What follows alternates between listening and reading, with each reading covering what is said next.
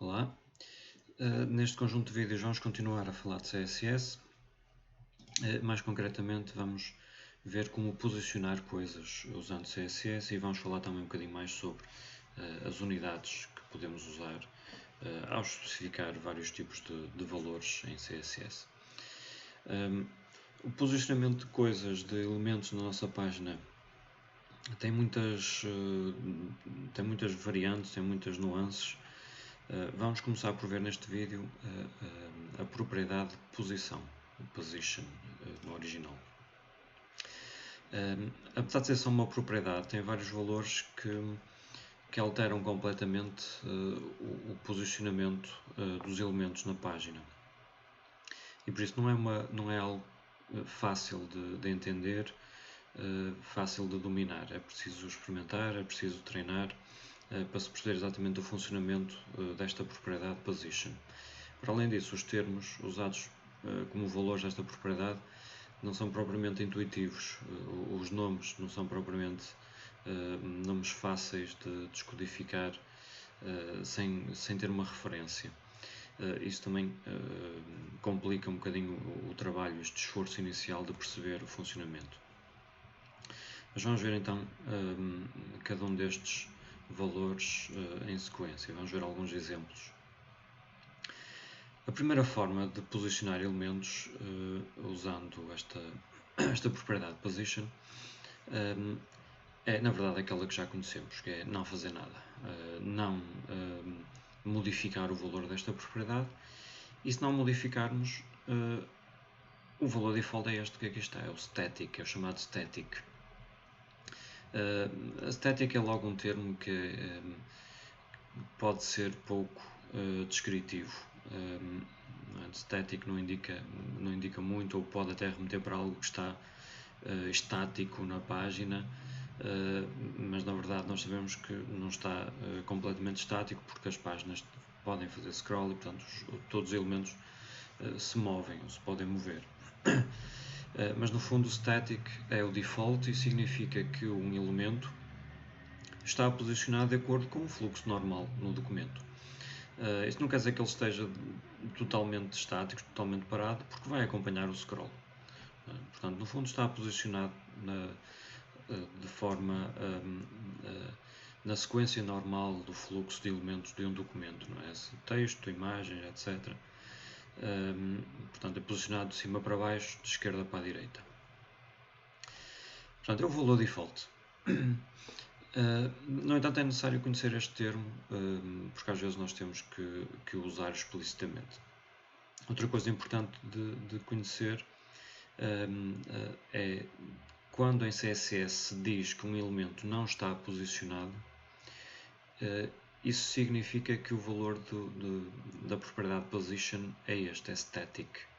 Ou seja, dizer que ele é static é o mesmo dizer que o elemento não foi posicionado. Ou seja, no fundo é dizer que o elemento não foi posicionado significa que está na posição default, portanto nós não fizemos nada de especial para o modificar. Mas em CSS diz, uma alternativa é dizer não está posicionado. Depois temos o posicionamento relativo. E aqui vamos de seguida ver um exemplo, mas no fundo este posicionamento relativo significa que o elemento está posicionado relativamente a si próprio, podemos pensar assim, relativamente à sua posição default. Outra coisa importante é de saber que ao modificarmos o posicionamento de um elemento para relativo, apesar desse elemento ser alterado, a sua posição na página vai ser alterada, este posicionamento não afeta o posicionamento de outros elementos à volta. Ou seja, para os elementos à volta, é como se este elemento, posicionado de forma relativa, não tivesse sido posicionado, não tivesse sido alterado. Vamos ver aqui um exemplo. Neste exemplo, o que é que temos? Temos basicamente divs.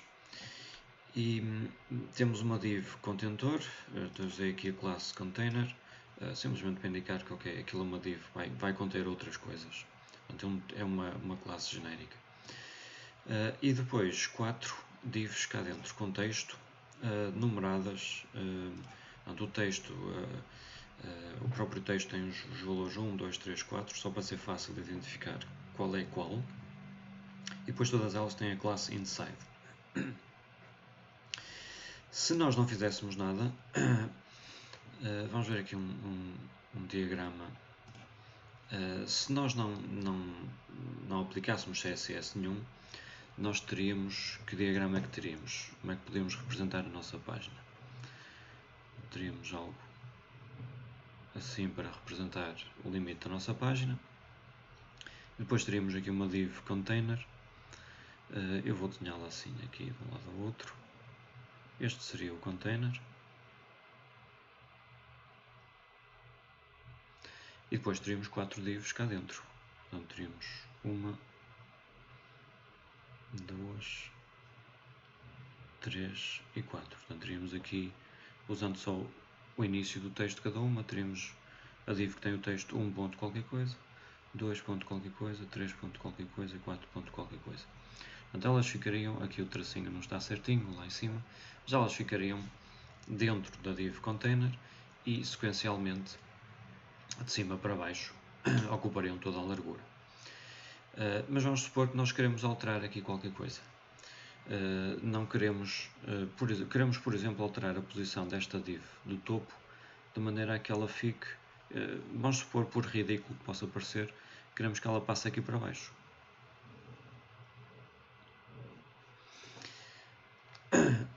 E queremos fazer isso indicando qual é o desvio relativo. Ou seja, queremos desviar verticalmente esta primeira div para ela ir lá para baixo. Como é que podemos fazer isso? Vamos voltar aqui então ao nosso código. E o que é que temos? Temos, primeiro, só para visualmente isto aqui em baixo ser mais fácil de ver, o nosso container tem um outline. Um outline é uma espécie de borda, mas é uma borda que não ocupa espaço, portanto só tem aspecto visual. É só para se tornar mais fácil identificar estas regiões. Portanto, esta borda preta.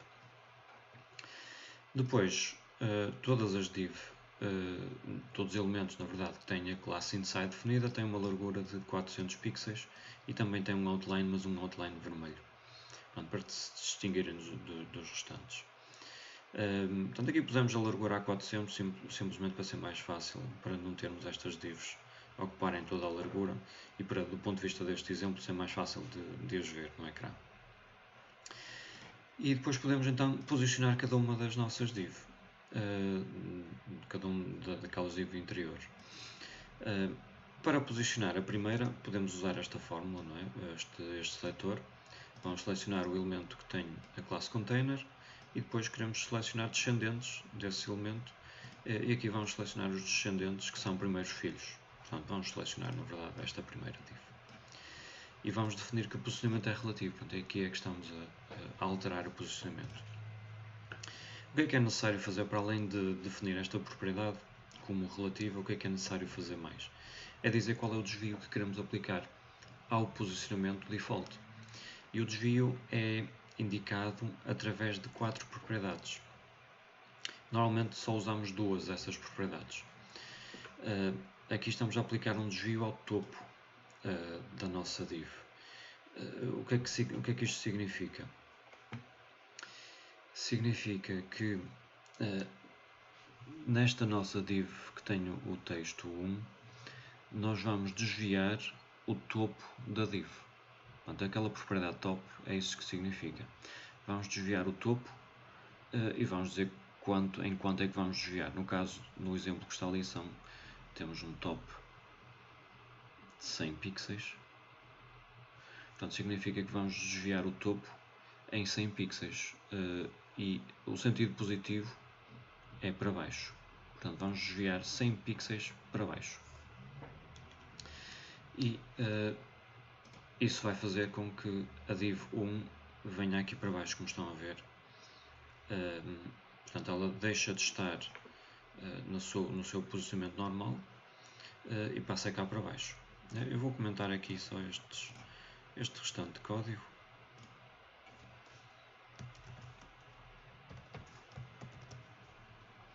só para vermos o efeito. Portanto, agora temos a div 2, 3 e 4 no sítio normal, no sítio default, e vemos que a div 1 passou cá para baixo.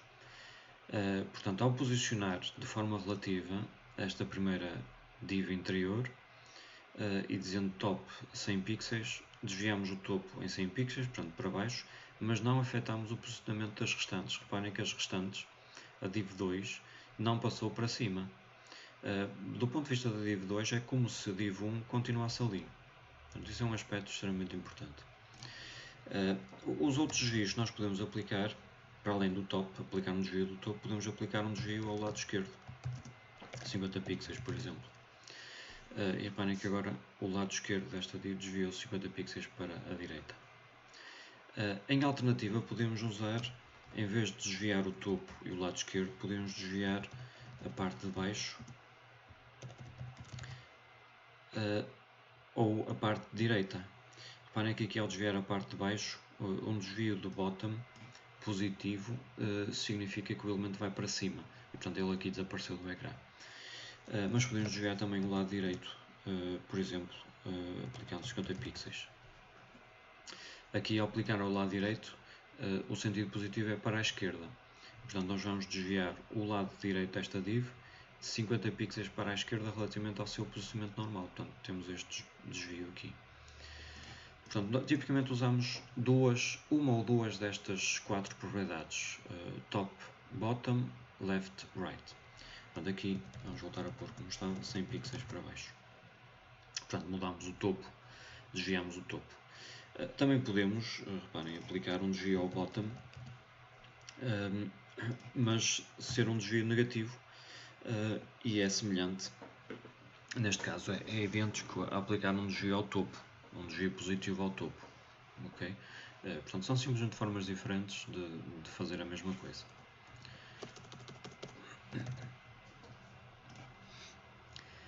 Portanto, aqui, como tínhamos há pouco, tínhamos um desvio na primeira div do topo e tínhamos também, vou descomentar isto, tínhamos também a segunda div com um posicionamento relativo e neste caso um desvio do lado esquerdo 50 pixels. Portanto, reparem no que aconteceu na segunda div, desviou o seu lado esquerdo 50 pixels para a direita. Reparem que podemos fazer o mesmo para as restantes, posicioná-las de forma relativa. Se fizermos isto, posicionar de forma relativa um elemento e depois não mudar o topo, o bottom, o left ou o right, na verdade não acontece nada. O que é que estamos a fazer com isto? Estamos a posicionar a div, mas sem a mexer. Isto pode parecer uma coisa esquisita, mas às vezes é necessário. Ou seja, posicionamos a div, porque o posicionamento aqui já não é static, mas não mexemos, aplicamos um desvio de zero. Ela está posicionada, mas sem sair do sítio. Às vezes é necessário fazer isto e depois vamos ver exemplos. Okay? Portanto, posicionamento relativo é relativo a si próprio. É uma forma de pensar nisto. É relativo à sua posição default. Depois temos posicionamento absoluto. No posicionamento absoluto, o elemento é removido do fluxo normal do posicionamento de elementos na página. E isto significa que o posicionamento absoluto afeta o posicionamento dos outros elementos, porque um elemento posicionado de forma absoluta é como se na verdade não existisse. Do ponto de vista dos outros elementos que lá estão à volta, é como se ele não existisse e portanto eles vão ocupar o espaço que ele ocuparia. Portanto, não é criado espaço para o elemento e portanto os restantes podem ocupar esse espaço. O posicionamento absoluto, uma forma de pensar no posicionamento absoluto, o termo também não é se calhar o mais descritivo. Uma forma de pensar no posicionamento absoluto é um posicionamento relativo ao seu contentor, ao elemento pai, como quiserem, como preferirem designar estas coisas. Portanto, em vez de pensar em posicionamento absoluto, pode ser mais prático pensar em posicionamento relativo ao contentor, onde esse elemento está. Reparem aqui, por exemplo, temos uma estrutura muito semelhante à que tínhamos há pouco, uma div contentor, 4 divs lá dentro. Para além disso, temos na div contentor, para além das outras divs, temos mais texto. E como tínhamos há pouco, então no nosso contentor agora temos uma borda, só para delimitar a região. Temos um posicionamento relativo, vou explicar porque é que isto é necessário daqui a pouco. E aqui com um top e um left, portanto estamos a desviar a caixa, o contentor, só para ficar aqui mais fácil, um bocadinho mais centrado, para ser mais fácil de ver. E depois temos então as nossas div inside, que aqui são representadas como estes quadrados, azul claro. Portanto, definimos a largura e a altura para 100 pixels e damos uma cor de fundo. E então, neste caso, o que é que queríamos fazer? Queríamos alinhar cada uma destas 4 div no canto do seu contentor. De uma forma fácil de fazer isto é com o posicionamento absoluto. Portanto, vamos div a div, vamos à primeira. Portanto, aqui temos a usar um seletor um bocadinho diferente do exemplo anterior, mas vai dar ao mesmo, neste caso. Vamos buscar o primeiro filho, o elemento que tem classe inside, que é primeiro filho, portanto é esta primeira div. Eu vou acrescentar aqui os números de sequência como há pouco, para tornar mais óbvio qual é qual. E dizemos então que queremos posicionamento absoluto. E usamos novamente aquelas propriedades top, bottom, left e right. Tipicamente usamos duas apenas. No entanto, aqui o significado deste top e left é um bocadinho diferente do anterior. Portanto, aqui o que estamos a dizer é que esta primeira div, que é este quadradinho aqui, vai estar posicionado de forma absoluta e que o desvio dos topos entre o contentor e a própria div a ser posicionada é 0. E o mesmo para o left. Portanto, o desvio entre o lado esquerdo do contentor e o lado esquerdo da div a ser posicionado, ou do elemento a ser posicionado, é 0. Portanto, ele fica encostadinho, os topos e o left ficam encostadinhos. Nós aplicamos um desvio do left, por exemplo, 15 pixels, então ele desvia-se um bocadinho relativamente ao lado esquerdo do contentor. Okay? Isto é importante. Não é relativamente ao seu posicionamento default, é relativamente ao lado esquerdo do contentor. Portanto, neste caso queremos tudo ali perfeitamente alinhado, portanto desvios são 0.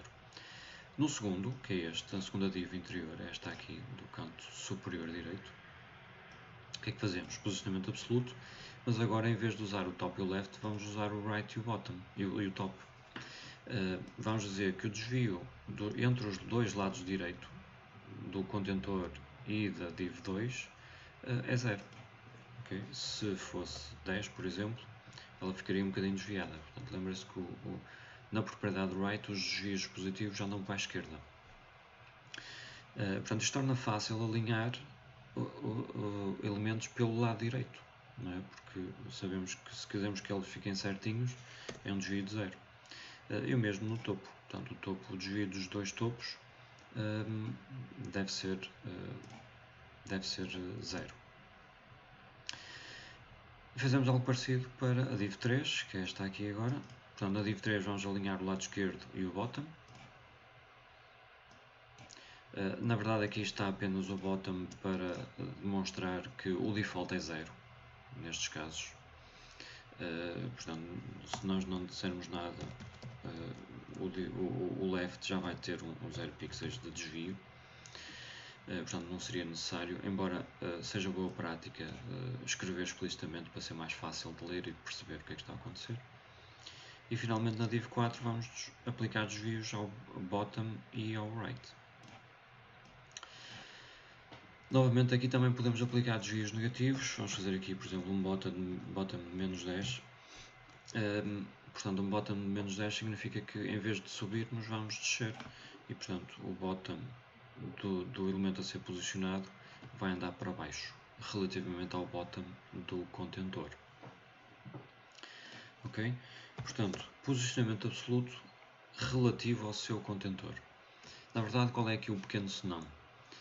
Não é relativamente ao seu contentor, é relativamente ao primeiro ascendente que esteja posicionado.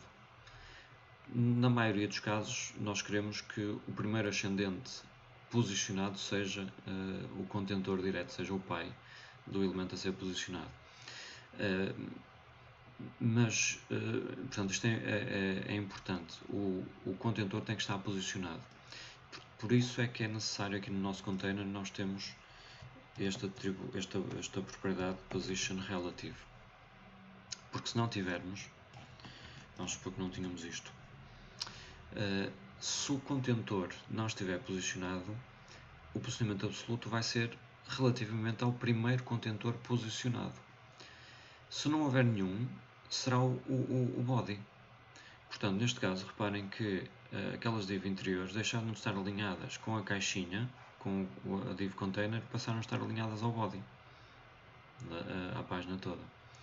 Okay? Isto é importante, é uma falha, um erro comum a gente esquecer-se de posicionar o contentor relativamente ao qual quer posicionar determinados elementos e, portanto, é importante estar ciente disto. Reparem que muitas vezes basta fazer isto.